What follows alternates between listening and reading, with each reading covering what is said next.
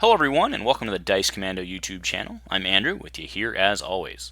This is the Commando News Network, where we cover news, updates, and happenings from around the world of gaming and other related areas. This video and others like this one are possible thanks to viewers like you. Please show your support with a like and subscribe, and be sure to hit the bell notification icon so you don't miss any new videos. If you want to get involved with the channel, consider becoming a channel member. There are many benefits to channel membership, including access to our Discord, exclusive deck tech and strategy videos, and the opportunity to help create channel content. I want to sincerely thank all our channel members, as I truly couldn't do this without your support. You guys rock. Go Commando. Hello everyone, and welcome to Dice Commando. It's July 31st, 2020, and this is the Commando News Network. So man, quite the week. To be fair, we expected it to be quite the week with the FFG live report, plus a lot of other stuff going on. So that's what I want to do. Actually, the in-flight report is going to get its own segment. Today we're going to go through most of the games there. We have more FAB tweets for Crucible of War coming, as well as some Road to Nationals results. We have Destiny results. We have some sweet Legion product announcements, and we've got some Argent Saga news, as well as my weekly Jumpstart Magic update. So this week would have been GenCon, and FFG did their in-flight report on Wednesday, and it went about as well as you would expect an FFG thing to go. Really well planned, really just perfectly executed, except for the actual execution, right? So, and what I'm referring to is that their live stream actually dropped about halfway through. They have everything up. Again, it was a very, very nice presentation. They have a lot of really cool product that we're gonna go through, but it's just poor FFG just can't get out of the way of mistakes. But you know what? Stuff happens, so we'll give them credit. All right, so let's start with X-Wing. Potentially their biggest game. I'm actually not sure where Legion stands with that right now, but X-Wing's been going on for a long time. Very, very popular. So we have 4 new announcements for X-Wing. All of them are Separatist era, or Clone Wars era, I should say. We have the Nimbus class V-Wing coming. I think the V-Wing's actually used technically by both sides, but it's definitely more of a clone-based ship.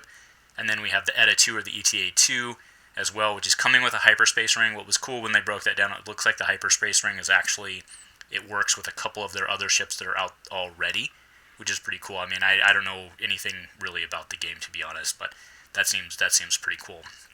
We have the droid Tri-Fighter. I used to play Battlefront back on my old Xbox. That was a really cool, fast little ship, hard to kill. And then there's Jango's Slave 1. For those guys that play the game, you'll have to let me know if this is the same sculpt, just with a different paint job, or if it's a different sculpt or whatever. But yeah, a lot of cool stuff coming from X-Wing, so if that's your thing, should be a lot of excitement there.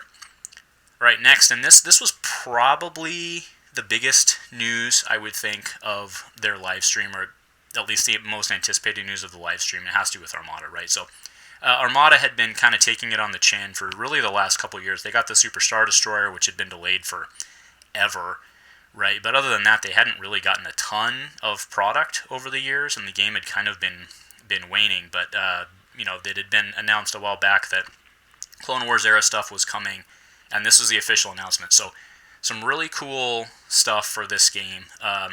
So the normal starter deck for this game, or the previous starter pack for this game, was a Empire, basically a 2-player expansion, if you will, where you got a Star Destroyer and then you got 2 ships for the Rebellion.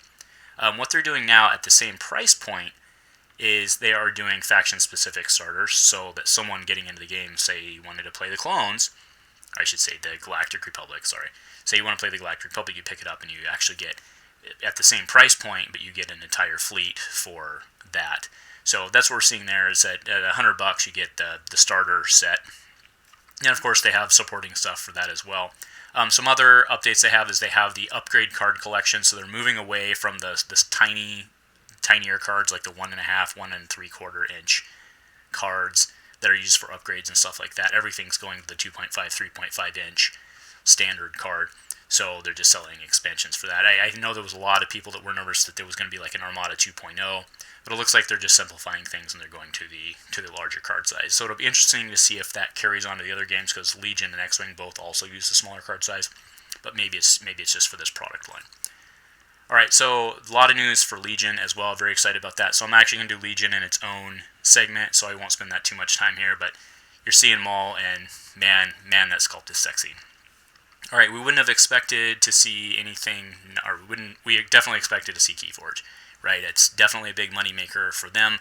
I know it's going to be under pressure by Magic and Jumpstart, but it's still a huge product for them. So they did announce another set for Keyforge coming out in their typical boost. It's not correct to say booster, but their Archon decks is what they call them, right? The pre-made decks that is basically a booster, right? So that's coming for all you Keyforge guys.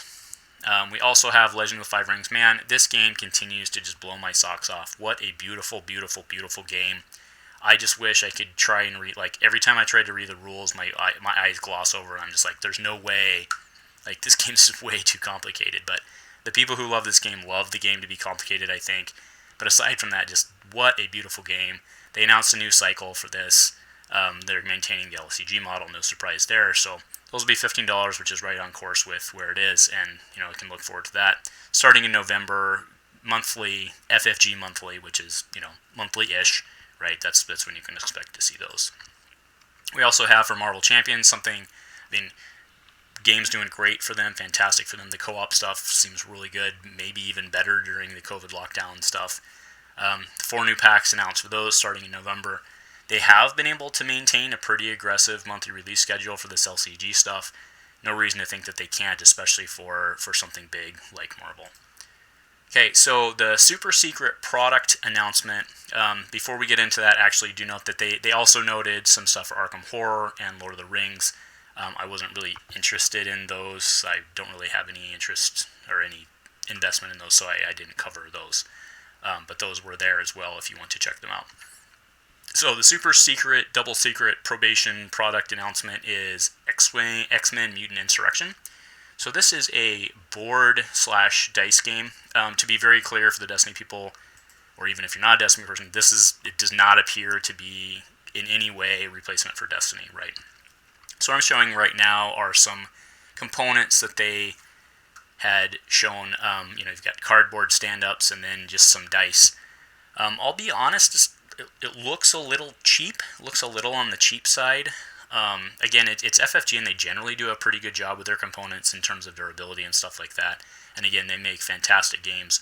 So I'm in no way dismissing this product itself. It's just, I think this was a little bit of a surprise on what was coming. But yeah, we'll have to see how it plays. So anyway, that was the summary of the in-flight report. Again, a lot of cool stuff coming our way within the next 6 months to a year, or at least looking forward. I think most of basically everybody except for Destiny, which we already knew was dead, is looking at new products. So I think everybody's got to be pretty happy with the results. So I wanted to start with Legion today because it was a lot of really cool stuff that I am excited about. So 4 new products announced. Do note that their GenCon based stream for Legion itself is actually tomorrow. It's on Saturday, the day after I'm shooting this, in the early afternoon. There may be more products there, so I don't want to jump the gun too much on some of the stuff I'm going to say here. But the first product they announced was Anakin. So remember, we had actually talked about on here as well. Anakin and MAUL had both been spoiled. We knew those were coming. But here's the screenshot I was able to grab of Anakin Skywalker. What's very interesting about him here is he is in kind of the later stages sculpt, and he's not in like the Clone Wars sculpt, right, with the armor shoulder pads. And I think it was a little surprising to us, because so this is a Commander expansion, right, and the price point for this is actually the $15 price point.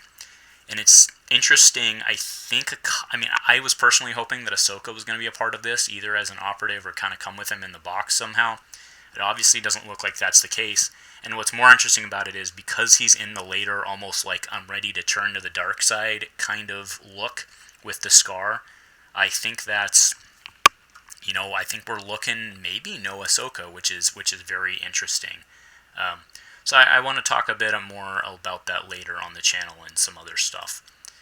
As far as MAUL, we already showed it. The sculpt here is awesome. There's actually a couple alternate sculpts on MAUL, and I'm wondering if the way that the alternate sculpts work, if you couldn't actually have him with like dual bladed. That wasn't how he was in the show. I get it, but I'm just wondering if functionally you could make that happen. So he's interesting. He's a $20 set, but because he comes with the 3 probe droids. We don't know really anything. You can't see anything about any of the cards or anything like that in this. So that's really all we know, is that MAUL's coming, and that's very cool, right? So we're looking at that in late November, early December type time frame. New product announcement, though, that we didn't know was coming is the Separatist Specialists. So assuming that this follows the model of the other Specialist box, that likely that big guy there, the command droid, the tactical droid, will likely be an independent commander, which is something the Separatists really need. Really need is a cheap point commander. It also looks like they have a medic. We'll see how the medic actually works with the droid units, because bringing back, like if he's a repair droid, bringing back a bunch of the droids, like the B1s, could actually be really a big deal. So we'll have to see how he works. Then it looks like we have some sort of repair droid, and then some sort of other tactical droid. So that's very cool here. And then possibly not possibly, one of the coolest sculpts I've seen. Look at that guy there on the Republic Specialist, the guy in the front doing the Order 66 hologram thing. That is super hot, right? So we also very clearly, the guy kind of crouched down with the gun. He has a little medic patch on his shoulder. He's very clearly a medic that, will do normal medic things with the clones, right? No issues there. So, yeah, a lot of very, very cool stuff coming for Star Wars Legion. Very excited about all these product announcements. I'll be having a lot of discussion about that on the channel going forward. So Flesh and Blood continues to not disappoint with just a constant onslaught of news, which is just fantastic. I wish a lot of other games had this. So, again, the tweets continue, right? Let's just, I think I cut it off from where last week, so there's no duplicates, but there's a couple of these that actually really speak to me. 2 new weapon types. That's pretty cool, right? We could be looking at axe, or that's one of the ones I saw throwing around. We already have hammer, sword, axe. I don't know, throwing stars maybe. I don't know. But there's also a hero with 11 icons in its text box. I don't know about that. That's interesting. New ways to interact with Dominate. You have to assume that's probably like ignore Dominate or something like that, right? I don't know. And then we're looking at traps, a card that can prevent infinite damage. Does that mean there's a card that can do infinite damage? I don't know. Anyway, so yes, the tweets continue. A lot of fun there. So also updates this week from actually the news. They do a fantastic job of keeping things updated on their actual website. But Road to Nationals at Dice Jar was this last weekend. So the breakdown of that is as follows. They had 24 contestants. Warrior was the biggest. Brute and Mechanologist right behind, though, at 5 apiece. Then we had 2 Guardians, 2 Ninjas, 2 Rangers, 1 Runeblade, and 1 Wizard. A little surprised on the lack of Runeblade, not on Wizard. And then, we're very clearly seeing, a lot of those are happening within the same region, I grant you, or region-esque, right? But we're seeing very clearly top individuals consistently doing this, and those individuals aren't always doing it with the same hero or the same deck, right? So that's very cool, right? So we have both Jacob Pearson and Matt Rogers, both have topped before, so congrats to both of those guys. So the actual results from that, Matt Rogers took it with Warrior. Pearson took second with Mechanologist. We then had Mechanologist, another Warrior, Ninja, another Mechanologist, and then Reinar actually pulling up the 7th and 8th slot in the top. And then I do also want to point out, and again, this link is available on fabtcg.com under the article section, but it takes you to a YouTube video. The Dice Jar first place winner actually does his deck tech and analysis, right? Gives you a full list, goes through it. It's like a 22-minute video. Go click on that, right? That's super awesome that somebody was willing to do that. Shout out to them. Make sure you go check it out. Today, when I'm shooting this, is actually the last possible day, the 31st, to get your order in for the Into the Void Flame loot box, which features the fire guy. We also have this week LGS Pack Volume 3 became available. There are 2 promo cards available in that. You can either get that at your LGS or order it online, which kind of defeats the point of the LGS, I grant you, but it is what it is, right? They're trying to make the money that they need to, and if they need to stay alive, they need to stay alive, right? So announced today then is the would-be September, I guess, Loot Crate box, which is Bountiful Breeze, which I'm sorry, sounds like a feminine hygiene product, but features Air this time around, Forager of the Fallen Leaf, and Brilliant Verdure. Verdure? Yeah, I don't know. Either way, this game continues to just blow me away with, again, I think this is easily one of the most beautiful games I've ever played.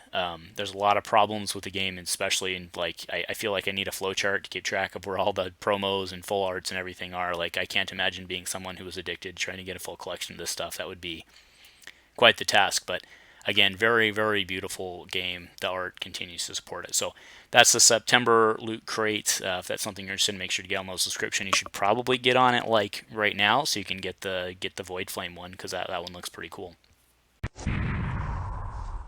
So for Star Wars Destiny, it continues to be all about the Entourage tournaments and the results there. It is a little unfortunate that it seems the community and global community at large is using that single tournament to determine what the meta is every single week, which I think is a little short-sighted. But last week we had Han Padme AR take it down.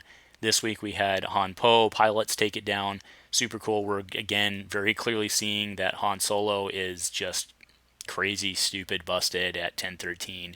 I don't think anybody can argue with that. He just completely invalidated Sabine. And ironically, last week and this week were decks that I used to play with Sabine, but Han has taken her out. So that's the Destiny news this week, is that Transformation continues to rock. We need to figure out what's going on there. I'm thinking maybe we just need to scrap the set, but we'll see how it goes going forward. And just going into Magic the Gathering, so Ultimate Masters has been completely spoiled as of this week. I know there's a lot of people that are excited about that. I'm still hearing that there are just massive, massive product shortages. I know that our local store only ended up getting, I think, two booster boxes. Don't quote me on that, but they were not able to meet their pre-orders. So everyone's having issues through this COVID stuff, even the pros like Magic. I'm still having a ton of fun with MTG Arena, the Jumpstart stuff. I had a couple more cool decks this week. I got to play Dogs Vampires. Finally got my Dogs deck. I was also lucky enough I got the Unicorns deck. It did not work as well, but I was Unicorn Wizard, so that pairing wasn't super great. Then I got Spirit's Doctor, which actually I played for a long time. That Doctor deck is a common, and it's actually pretty decent. So, and then what was cool for Friday Night Magic, which is actually the event going on right now, they have pre-built decks based on Jumpstart. So Milling Rogues was the one I took. I got my 2 wins on that one. But I think there's it's natural pairings in there, and there's some actually pretty strong decks that you would never actually be able to knowingly and intentionally pair up. But it's definitely a good time. So go to Friday Night Magic, make sure to take that code to your LGS, and they can give you a bonus code that you can then take a screenshot of your win on that and give it to your LGS. They'll give you a code, you can log it in the system, and then you get some free stuff. So pretty cool there. Alright, so that'll do it for today. Way longer than normal, but again, we had a ton of news to go through. So again, thank you very much for joining me today. A lot of exciting product. I'm definitely going to be tied into the Legion announcement tomorrow. Still keeping my fingers crossed for Ahsoka. We will see. But if nothing else, go Commando.